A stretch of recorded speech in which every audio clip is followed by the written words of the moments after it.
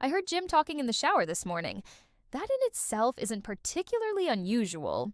He's a software engineer who likes to talk through his code out loud. But what he was saying gave me pause.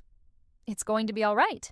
He repeated the words in a low, even tone, like he was comforting a small child or a skittish animal over and over. It's going to be all right. It's going to be all right. I propped myself on my elbows in bed. Honey, what's going to be all right? I called. The running water immediately stopped. Jim came to the bedroom door, a spatula in his hand. What was that? He said.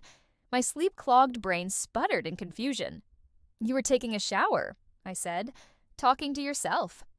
He shook his head, looking bemused. I showered last night. Hey, you should get up.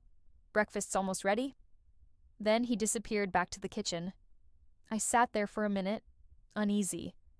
Must have been a dream, I thought. A weird one. But a couple hours later, I heard it again as I was leaving a video call. Rushing water.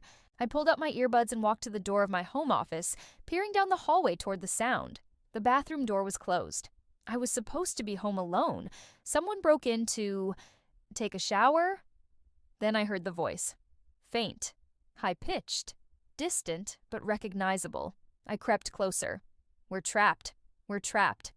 It was my voice. My heartbeat stuttered. A chill spread from the base of my spine as I burst into the bathroom, frantic. The room was quiet, empty. When I touched the shower walls, they were dry. The incident was still on my mind when I drove to pick up Jim that evening. I almost told him, but the words caught in my throat. What would I even say? As he scooched into the passenger seat, grumbling about code freezes and privacy reviews, I made perfunctory sounds as I pulled out of the parking lot. Traffic was unusually light. We zipped across the bridge over the bay, chased by the sunset. My breath caught at the sight of golden light tinged with violet spilling over the horizon. Watch out! Jim shouted. I tore my gaze away from the sunset just in time to see a car in the oncoming lane swerve in front of us.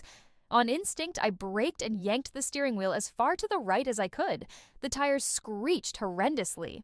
We hit the concrete barrier, the hood of the car crumpling in as the back lifted up. The car did an almost lazy somersault through the air before we hit the water, and I blacked out. When I came to, everything was dark. It took me a second to remember. We were in our car at the bottom of the bay. Murky water pressed against the windows. Somewhere above us, the last bits of daylight filtered in.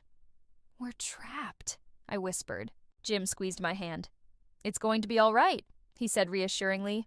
A chill slipped down my spine because I suddenly knew what I would hear next. Rushing water.